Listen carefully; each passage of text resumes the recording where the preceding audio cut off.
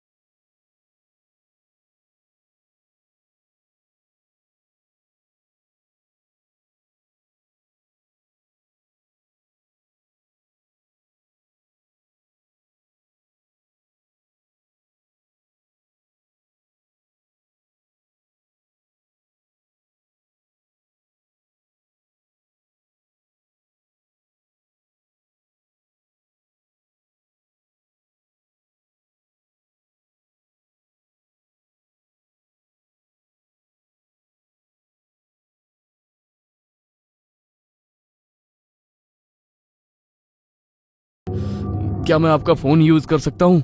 यहाँ नेटवर्क नहीं आता, पर आप जब तक चाहें यहाँ रुक सकते हैं। वैसे भी बाहर तूफान है। पहले आप कपड़े बदल लीजिए, फिर इत्मीनान से बातें होंगी। लड़की ऊपर जाने लगी। उसकी पतली कमर पर नागिन की तरह बल खाते उसके बाल और मादक चाल देखकर अब सौरभ के विचार बदलने लगे थे। ये लीजिए, ये कपड़े, सामने कमरा है, उधर चेंज कर लीजिए। सौरभ कमरे में पहुंचा। अंदर भीनी भीनी खुशबू फैली हुई थी। हल्की पीली रोशनी के साथ कमरे का माहौल थोड़ा अजीब महसूस हो रहा था। तभी सौरभ की नजर छत से लटके कुछ मुखौटों पर पड़ी। अब ये क्या है? इससे पहले कि सौरभ उन मुखौटों को नजदीक से देख पाता, तभी कमरे के दरवाजे पर दस्तक हुई। अब बस हो गया, अब 1 मिनट। बाहर आकर वो मुखौटे, ऐसा लग रहा था जैसे कोई रियल फेस हो। मैंने खुद बनाया है, मुझे मास्क बनाना पसंद है। अद्भुत। और ये मर्दाना कपड़े? मेरे पति के हैं। अच्छा, वो कहाँ हैं? दिखाई नहीं दे रहे। सालों पहले एक दूसरी औरत के लिए मुझे छोड़कर चले गए। खैर, छोड़िए। माया ने कांच के 2 गिलास में शराब डाली और एक गिलास उसकी ओर।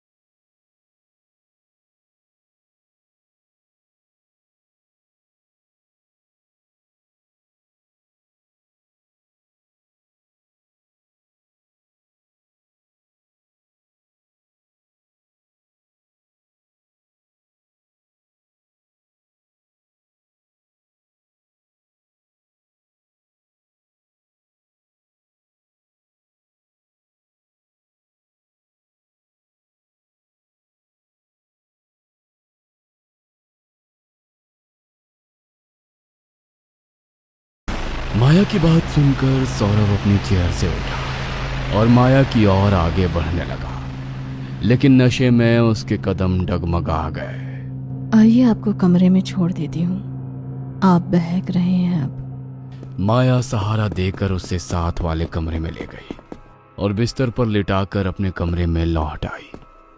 कुछ देर बाद माया ने देखा सौरभ उसके कमरे में आ गया था। उसने आकर माया को गले लगा लिया। सुबह हुई। सौरभ की आंख खुली तो उसे तेज ठंड का एहसास हुआ। उसने करवट ली, पर बिस्तर मखमली नहीं था, वो जमीन पर पड़ा था, जहां चारों तरफ धूल और मकड़ी के जाले थे। वो कमरा जो रात को शाही लग रहा था, अब एक पुरानी काल कोठरी जैसा दिख रहा था। ये सब क्या है? मैं कहां आ गया हूं? उसने हड़बड़ाकर माया को ढूंढा। माया कमरे के कोने में खड़ी थी, उसकी पीठ सौरभ की तरफ थी। माया, ये सब क्या है? रात को तो ये कमरा। सौरभ के इतना कहते ही माया धीरे से मुड़ी।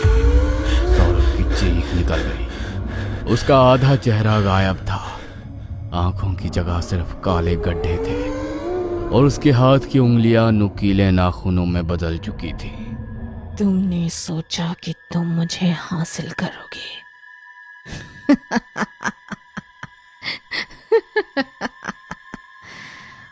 बहुत बड़ी गलती की तुमने यहाँ आकर।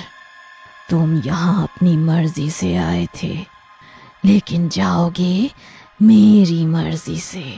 अब जीते जी नहीं मरने के बाद भी तुम्हारी आत्मा इस बंगले की दीवारों में कैद रहेगी। डर के मारे सौरभ कांपने लगा। अचानक माया कमरे से गायब हो गई। मुझे यहाँ से निकलना होगा, यहाँ कुछ अजीब चल रहा है।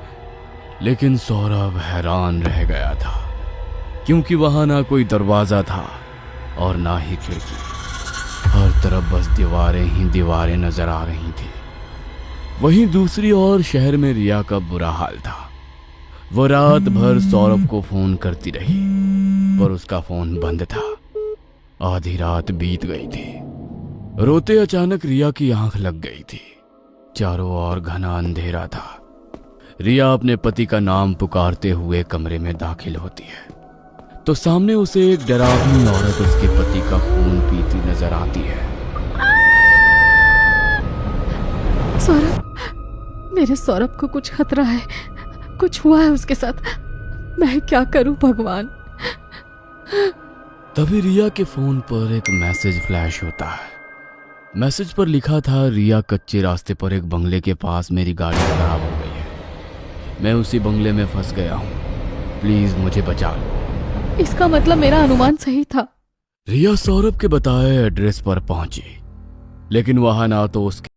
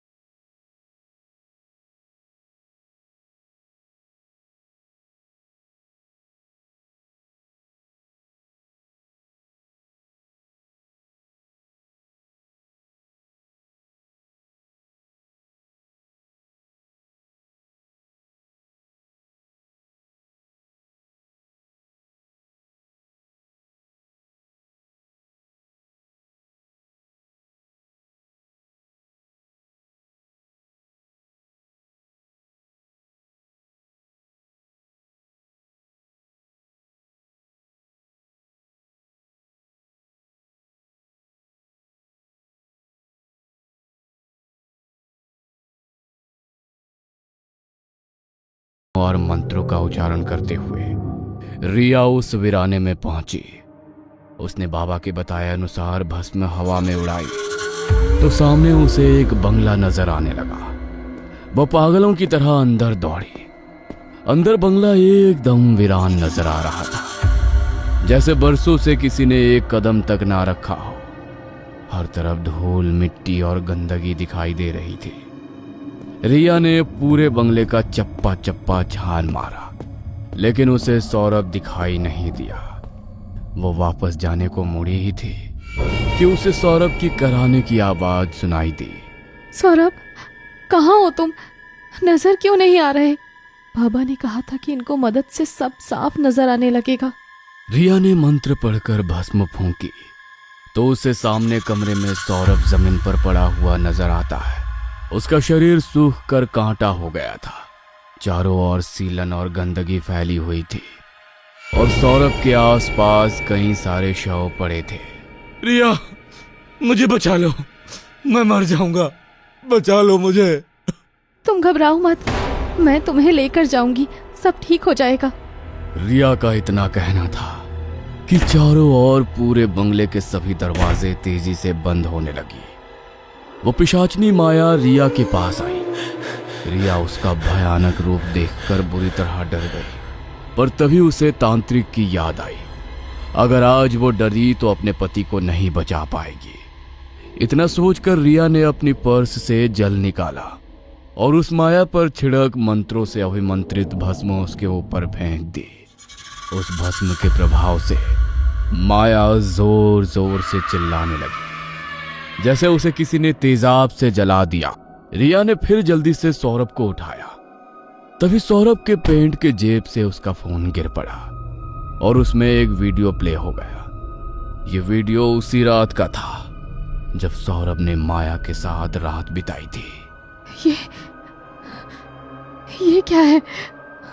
रिया ने जैसे ही पूरा वीडियो देखा, उसके पैरों तले जमीन खिसक गई। उसका दिल टूट गया था। उसकी आंखों से आंसू टपकने लगी। तभी भस्म का प्रभाव कम होने लगा। पिशाचनी जोरों से हंसी और बोली, देखा, हर मर्द बेवफा होता है। बरसों पहले मेरे पति ने भी ऐसे ही मेरे साथ बेवफाई की थी। मैं उसका ये दर्द सह नहीं सकी और मैंने जान दे दी।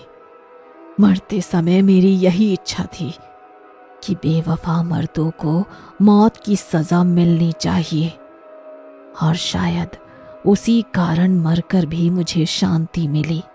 अब इन बेवफा गैर औरतों के साथ संबंध बनाने वाले मर्दों को मैं खुद अपने हाथ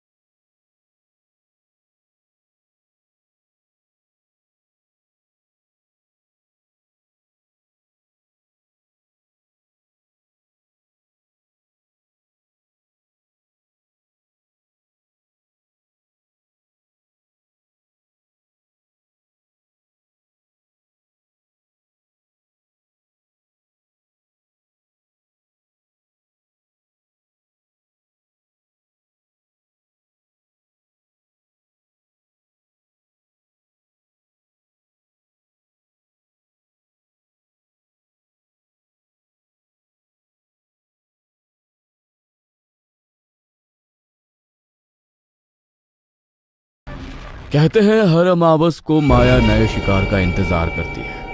क्या आपने लखनऊ एक्सप्रेसवे पर ये हवेली देखी है?